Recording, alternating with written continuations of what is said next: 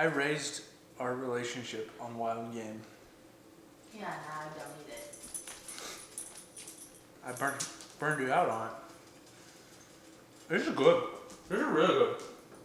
Welcome back for another video, and today we're going to be continuing the sausage making that I like to do, and this one is a tried and true favorite of mine, and it's brats. I've been making brats every year for the past like 4 or 5 years, so they are a fantastic way to use up some duck and goose meat from your freezer, and it's pretty simple to make. I like the brats because you don't have to smoke them and stuff like the jerky sticks and the summer sausage. These, you just press them into the casings and boom, you vacuum seal them, put them in the freezer, and they're ready for your summer barbecues. So what I like to use is pork butt. So I've got 2 pork butts here, which is plenty. We're gonna be doing 10 pounds. So I generally like with brats, you know, 50-ish% pork, 50-ish% of the duck and goose meat. I just feel like the flavor is so much better when you mix 50% pork butt and 50% duck and goose. I've tried it with pork fat. It works pretty good. The Italian sausage that we made earlier, that worked pretty good too. I just feel like with the brats, they need to have a little bit more pork in them. So that's why I generally do 50% pork, 50% duck and goose meat. We're gonna be using the Big Bite number 8 grinder. So we used this last time when we were making the Italian sausage. It worked great. I think it's a half horse, so it's got quite a bit of power to it, and it's gonna work really well. So I've got the pork butt, I've got my duck and goose meat. We're gonna start cubing this up, weigh it out, and get to going. So if you guys are interested in any of the products that I'm gonna be using in this video, like the seasonings and stuff, I'll leave a link in the description and you guys can go find those on the website. So let's get to going and stay tuned. All right, we've got the pork butt, and it's still pretty frozen in the middle. I couldn't separate it. Came in a 2-pack, so I've got another one over here. But we're gonna chop this up into cubes and get to grinding it. I set this out yesterday, pulled it out of the freezer, left it in a cooler for all night, and now it's kind of like the perfect amount of frozen. So this here is why I like using pork butt. It's got a lot of fat on it and it's got a lot of meat. So it gives a really good flavor. You get quite a bit of fat incorporated in there, and it's just an all-around good piece of meat. And they're cheap too. And I like getting the boneless ones just because they're a little bit easier to cut up when they're frozen like this. You don't have to worry about cutting into bone and things like that. So get the boneless ones and cut them when they're still kind of frozen. It'll make your life a heck of a lot easier. You're just trying to cut them up into cubes that are small enough to fit into the grinder and go straight through. So we're gonna get to cutting this and then weigh it out and then cut up the duck and goose meat. So when you're cutting up your duck and goose meat, I recommend using one of these. This is a metal detector, and I use it to find the BBs in the breasts. So I actually found one cutting into some of these chunks here. Yeah, so all you gotta do is just turn it on, and then take your meat, make sure you're away from any metal stuff, and just kind of run this around your meat. Like that one's clear, there's no BBs. Let's see here, and this one, that one's clear too. This thing actually works pretty good. It will pick up on BBs. So, you know, 50 bucks, something like that. It might be cheaper, but it's a lot easier to buy this than worry about BBs rolling through the grinder and breaking something, or paying the dentist to fix your teeth. So I highly recommend picking one of these up. And like I said, I will leave this in the description with a link. It cuts so easy when it's just slightly frozen, and that's why I like doing it that way. And you want to make sure all your components in the grinder are cold, so then you don't risk rendering any fat inside the grinder and making a bunch of mush. So just things to be mindful of. Keep everything cold while you're doing this. It'll make your life a lot easier. But I weighed out all this meat in the bag, and we got exactly 5 pounds in that bag. So that's convenient. So all we're gonna do is just chop up all this meat from this one bag and get to grinding. So there's a BB in this one.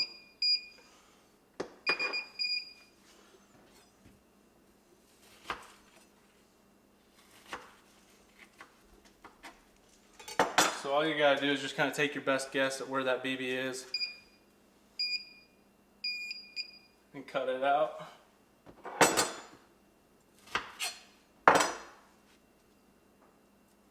So there we go. That's clean. Oh, there's 2 BBs. Yeah, so we had 2 BBs in that piece. All right, we're ready to start grinding all this up. I've got the coarser plate in the grinder this time. We did the fine plate, and we didn't necessarily think it was the right choice for the Italian sausage we made. So I'm gonna coarsely grind this, and hopefully that'll work really well for the brats. It just felt like it was ground too fine for the Italian sausage when we made that. So we'll stick with this and see where we go. But we're gonna fire this up, start loading some of this pork in first, and then finish it out with the duck and goose. This will be good. It's coming together. Once you get a system down with this, it's really not very difficult and not as time consuming.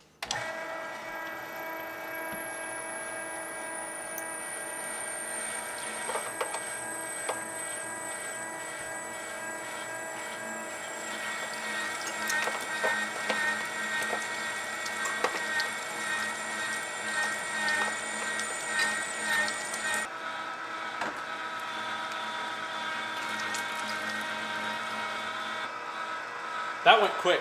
The camera says 5 minutes of recording. So we did 10 pounds of meat in probably under 5 minutes. So we're just kind of getting the last of it out of this grinder here, and we're well on our way into Brat Town.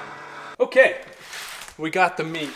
Now we need to follow the instructions on the packet, and it says to dissolve it in 5 ounces of water for 5 pounds of meat. We got 2 packets, so we're gonna dissolve it in 10 ounces of water, and then I'm gonna go ahead and get the casings ready because they slide onto the stuffer so much easier when they've soaked for a while. I found that out yesterday. We were a little bit eager. We didn't follow the directions on the package. So I'm gonna get those soaking, and then we'll get to mixing and stuffing and being on our way. So pretty quick and easy. I think the coarse grind was definitely the way to go with this. It looks like a brat, like the inside of a brat. So let's get going on this, mix this up, get the casings ready, and get to stuffing.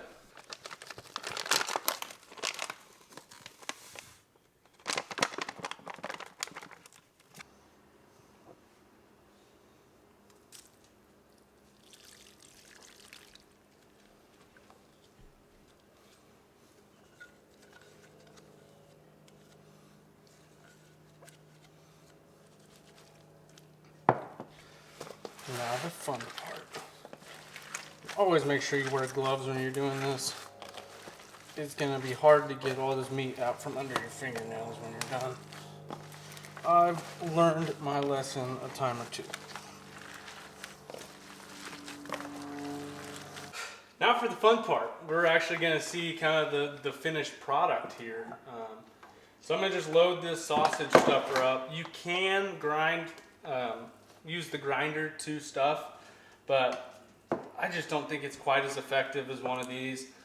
I've done it in the grinder. It's kind of a pain, so I would highly recommend investing in a sausage stuffer just because it just makes life a lot easier, and you've got a lot more control over it, and all around it's a piece of equipment. If you're gonna do this, it's definitely worth investing in. So stuffing this thing full of the brat meat, and then we'll put the casing on, and you gotta love it.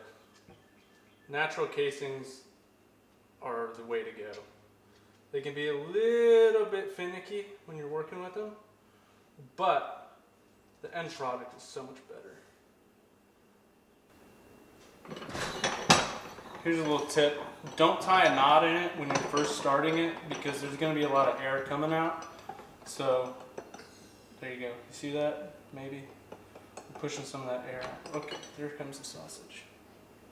So now, just a hair forward.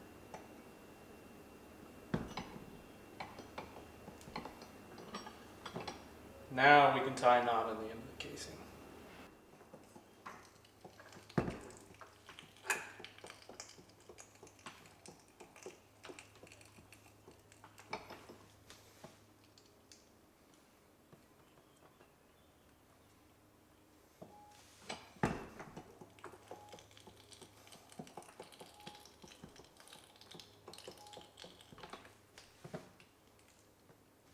And there we go. We got a bunch of brats here. So we're gonna keep plowing through this. Hopefully we get, 30 or so brats out of this, but I try to make them as uniform as possible. But I'm excited. We'll probably throw one of these on the grill and try it when we're finished with this.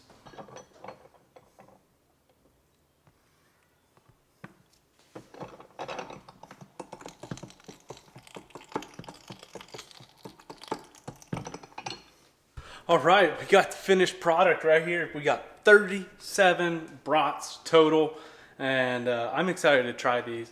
They look really good. They whipped out pretty quick. I mean, just a couple hours, just like 2 hours tops to get to this point. And now we're gonna just do the final step, put them in some vacuum sealed bags and be ready for those summer barbecues. So let's get to sealing these things and hopefully get a little taste test here in this video.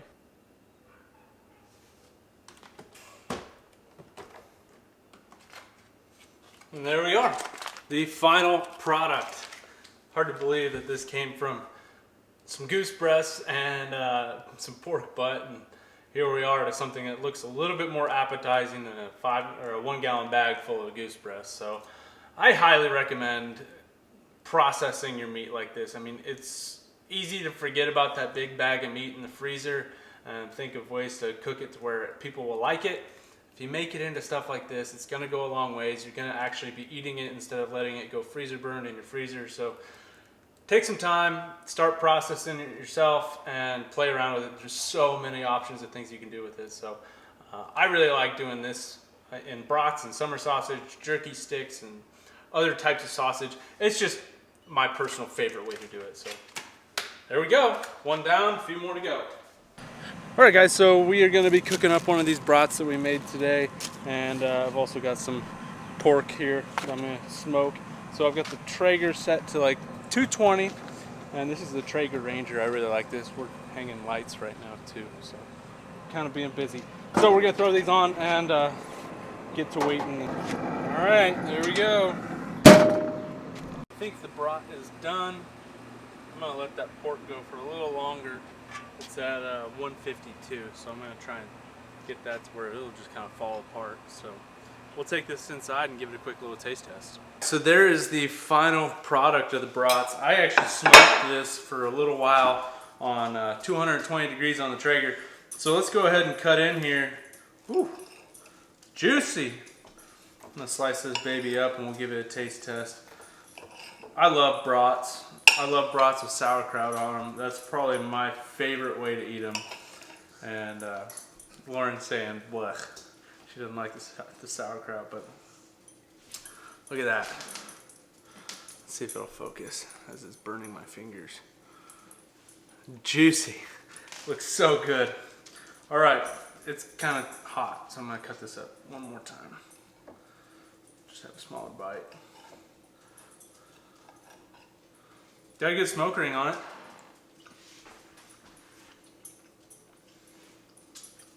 Oh yeah.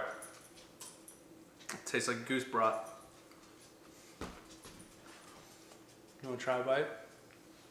It's pretty good. I think these are better than the original brats I made. It's got a little bit of a gaminess to it, but I mean, it's pretty hard to hide that with some goose meat. Verdict? Not bad? Regular brats from the store are better. Okay. Well. Okay. That's good taste. It's good. It's really good. So, if you are looking to process some meat, I highly recommend making brats because there's something easy you can just whip out of the freezer, cook them up, and you're good to go. So, like I said earlier, if you guys are curious about anything that I used in this video, I will have links to everything in the description, and give this one a try. I honestly think this is a crowd-pleasing brat. My wife likes them, and she's not a big duck and goose eater, so that's a win in my book. So if you guys enjoyed this video, make sure to leave me a thumbs up, and if you have any videos you want to see cooking-wise, let me know down in the description. I'm down. I've got some meat left over from the season to work with, so let me know what you guys are thinking, and I will catch you on the next video.